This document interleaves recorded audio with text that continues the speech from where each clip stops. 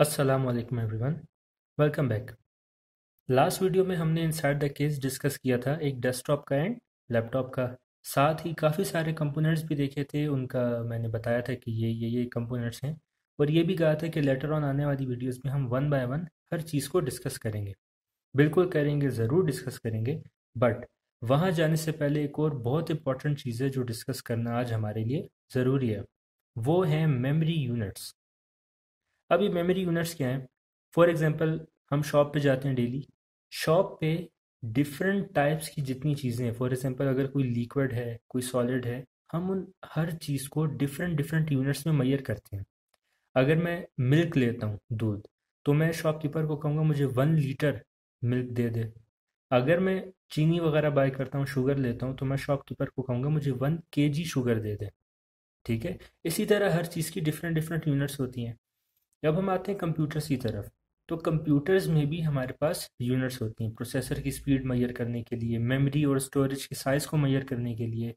उसके अंदर जिस तरह प्रोसेसिंग हो रही होती है, बसेस के ज़रिए जितना डाटा जा रहा होता है कैशे मेमोरी में, रजिस्टर्स में, उन सब चीज़ों को भी हम मेजर करते हैं मेमोरी यूनिट्स के ज़रिए।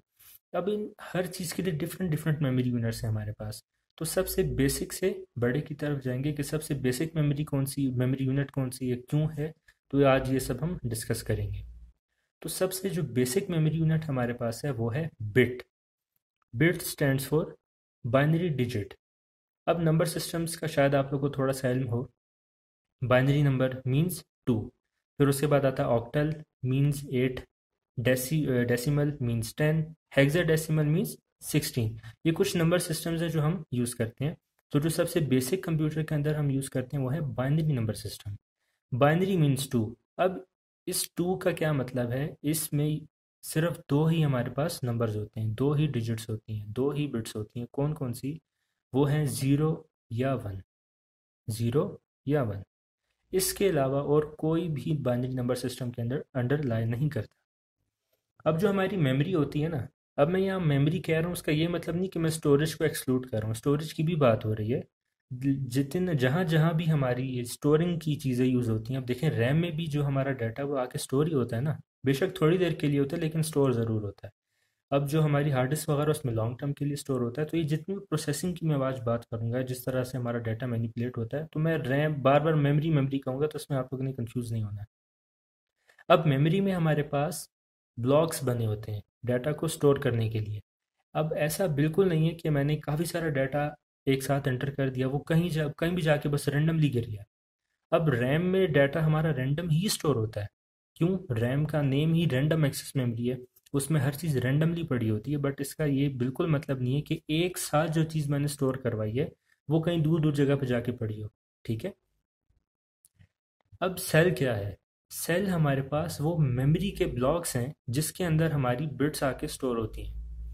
अब तक के लिए सिर्फ ये समझें कि जो एक सेल है, इसके अंदर एक ही बिट स्टोर होती है एट अ टाइम। ठीक है। या 0 स्टोर होगा या 1 स्टोर होगा एट अ टाइम। अब जैसे मैंने पहले बताया था कि हम शॉप पे जाते हैं, हमने कुछ चीज़ें बाई की, वहाँ मैंने केजी का जिक्र किया, किलोग्राम्स। अब किलोग्राम्स कैसे बनता है? ग्राम्स को बढ़ा के किलोग्राम्स बनता है। 1000 ग्राम्स मिलके 1 किलोग्राम बनाती है, 1 kg। इसी तरह बिट को भी हमने बढ़ाया। क्यों? वो इस वजह से कि डाटा अब हमारे पास आजकल इतना ज़्यादा होता है कि हम अगर एक एक बिट करके स्टोर कराएंगे या एक एक बिट करके हम उसको प्रोसेस करेंगे तो बहुत ज़्यादा टाइम वेस्ट होगा, हमारा एफिशिएंट प्रोग्रामिंग नहीं होगी, एफिशिएंट हमारा कंप्यूटर वर्क नहीं करेगा। तो इस वजह से हमने फिर उससे बड़ी यूनिट्स को इंट्रोड्यूस करवाया। बिट के बाद हमारे पास आई थी एक और यूनिट, वो थी निबल। 4 बिट्स को मिला के हम प्रोसेस करवाया करते थे और उसको हम कहते थे निबल। उसके बाद फिर और एक्सटेंशन हुई, फिर आई बाइट, जो कि आज हम एज अ स्टैंडर्ड यूज़ करते हैं। आजकल अगर मैं कहता हूँ मेरे पास 8 GB की रैम है और मैं कहता हूँ 500 GB की हार्ड डिस्क है मेरे पास, तो वो जो बी आता है ना बाद में, वो बी रेफर करता है बाइट को। तो 1 निबल, एक निबल में 4 बिट स्टोर होती थी एट अ टाइम। फिर आया बाइट। बाइट का मतलब था ग्रुप ऑफ 8 बिट्स, एक वक्त में 8 बिट्स। अब ये देखें, ये ऐसे समझ लें कि ये इनसाइड द रैम है, रैम के अंदर कुछ एरिया मैंने लिया हुआ है, उसमें ये 8 बिट्स स्टोर करवाई हैं, जो कि मतलब है एक बाइट को। अब कंप्यूटर इसको एज अ एक बाइट कंसीडर करेगा, ऐसा नहीं कि इन सबको अलग अलग अलग उठाएगा, इस सब को एक ही दफ़ा लेगा और प्रोसेस करेगा। ठीक है, तो ये काम हो गया थोड़ा सा एफिशिएंट। अब ये जो वर्ड लिखा हुआ है, इस वर्ड का क्या मतलब है? ये नॉर्मल वर्ड नहीं है, कंप्यूटर की टर्मिनोलॉजी में वर्ड का मतलब होता है ग्रुप ऑफ बिट्स। जितनी भी बिट्स एक साथ हैं उन सब को हम कहते हैं वर्ड। और वर्ड साइज क्या है? नंबर ऑफ बिट्स हमारा जो प्रोसेसर एक वक्त में प्रोसेस करता है, एक ही वक्त में मैनिपुलेट करता है। अब इसकी एग्जांपल ये है कि अक्सर जो हम प्रोसेसर्स के साथ देखते हैं, प्रोसेसर का आर्किटेक्चर। आर्किटेक्चर मींस प्रोसेसर्स के जो नेम वगैरह आते हैं उनके साथ लिखा होता है X32, X64। तो वो जो 32 लिखा होता है उसका मतलब है आपका प्रोसेसर 32 बिट प्रोसेसर है। और उसका ये मतलब हुआ कि एक वक्त में वो प्रोसेसर 32 बिट्स को प्रोसेस कर सकता है। अगर 64 बिट लिखा है इसका मतलब है एक वक्त में 64 बिट्स को प्रोसेस कर सकता है। तो ये हो गया वर्ड साइज। ठीक है, अब मैंने पहले बात की थी कि फिलहाल ये समझें कि इसके अंदर एक ही बिट स्टोर हो सकती है, या ज़ीरो या वन। ठीक हो गया। अब मैंने ये भी कहा कि रैम के अंदर सब कुछ रैंडमली पड़ा होता है। अब प्रोसेसर को कैसे पता कि उसको ये चीज़ चाहिए? अब मैंने तो इनपुट दे दी, वो इनपुट जाके स्टोर होगी रैम के अंदर। अब कौन सी कहाँ से प्रोसेस करनी, प्रोसेसर को कैसे पता? इसलिए हम यूज़ करते हैं एड्रेसेस। अब एक एग्जांपल लें, काफ़ी बड़ी एक कॉलोनी है। कॉलोनी के अंदर हमारे पास ब्लॉक्स होते हैं, हम उसको एज अ सेल लेते हैं। ठीक हो गया। सेल के अंदर भी फिर जो मेरा अपना स्पेसिफिक घर होगा उसका मेरे पास एक अलग एड्रेस होगा कि ये मेरा घर है। तो इसी तरह अब यहाँ पे मैं एक वर्ड स्टोर कर दूंगा, है तो ये पूरा बाइट। ठीक है, इस चीज़ को थोड़ा सा समझें, यह पूरा बाइट है। यहाँ पे मैं एक सेल के अंदर एक पूरा वर्ड स्टोर कर दूंगा। अब वो वर्ड काफ़ी सारी बिट्स का भी हो सकता है। ठीक है, 8 से ज़्यादा नहीं होगा, लेकिन उसमें कम्बिनेशन होता है। यहाँ दूसरा वर्ड, यहाँ तीसरा वर्ड, इसी तरह मैं 8 वर्ड्स को स्टोर कर दूंगा।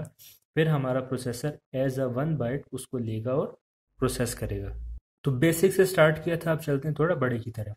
वन बिट, ज़ीरो या वन, एक वक्त में या ज़ीरो स्टोर होगा या वन स्टोर होगा। ठीक है, फिर आता है एक निबल। Nibble means 4 bits. फिर आया बाइट, बाइट मीन्स 8 बिट्स। फिर थोड़ी सी बड़ी जंप लगी, फिर आया हमारे पास किलो बाइट, जिसको हम केबी भी कहते हैं, और ये बनता है 1024 बाइट्स को मिला के। 1024 बाइट्स मिल के बनाती हैं 1 किलो बाइट को। फिर आता है मेगाबाइट। 1 मेगाबाइट किस तरह बनता है? वो मिल बनता है 1024 मिल के, 1024 मिलके 1 मेगाबाइट बनाती हैं 1 MB। फिर आता है गीगाबाइट।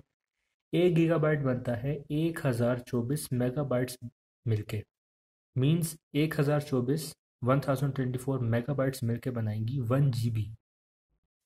फिर आया टेराबाइट। टेराबाइट तक ही मैंने इसलिए रखा है क्योंकि टेराबाइट तक आजकल हम यूज़ कर रहे हैं, नॉर्मल पर्सन भी इजीली यूज़ कर रहा है उसको। उससे ऊपर फिर वो थोड़ा हैवी यूजर की तरफ चला जाता है।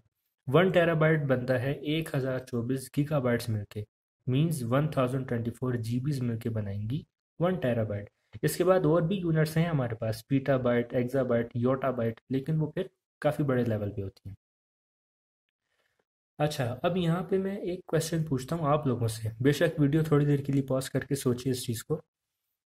कंप्यूटर ज़ीरो और वन पे ही काम क्यों करता है? मींस कंप्यूटर की बेसिक मेमोरी ज़ीरो और वन क्यों है, बाइनरी क्यों है? ऑक्टल भी हो सकती थी, डेसिमल भी हो सकती थी, हेक्साडेसिमल भी हो सकती थी, या मैं बाइट ही इसकी बेसिक मेमोरी यूनिट ले लेता।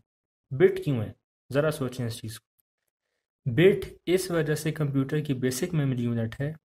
इसमें देखें, सबसे पहले इस चीज़ पे गौर करें कि ज़ीरो और वन स्टोर हो रहा है। ठीक है, अब ये ज़ीरो और वन रेफर किस चीज़ को करता है कंप्यूटर के अंदर? हमने बात की थी, हमें इस चीज़ का इल्म है, हमें पता है कि कंप्यूटर के अंदर millions and billions of transistors को इंटीग्रेट किया गया है हमारे प्रोसेसर के अंदर। वो ट्रांजिस्टर एक ऐसी इलेक्ट्रॉनिक डिवाइस है जिसकी सिर्फ दो ही स्टेट्स होती हैं। कौन कौन सी? वो स्टेट्स होती हैं on end of. Zero means of, one means on. तो ये जो बिट एंड बाइट हम बोल रहे हैं बार बार, या जो बिट और सॉरी ये जो बिट हम यूज़ कर रहे हैं बार बार, ज़ीरो और वन बोल रहे हैं बार बार, ये रेफर करता है उन ट्रांजिस्टर्स को क्यों, प्रोसेसिंग तो सारी उन ट्रांजिस्टर्स में होनी होती है ना। तो ये उस चीज़ को बताता है, उस चीज़ को इंस्ट्रक्शंस देता है कि ये प्रोसेस सॉरी इस तरह से ट्रांजिस्टर्स यूज़ होने हैं। पूरा कम्बिनेशन होता है बिट्स का। अब देखेंगे मैंने एक बाइट बनाया ना, इसमें मैंने 8 बिट्स स्टोर कराई, तो मैं यहाँ लिखता हूँ 0 0 0 1 1 1 0 0।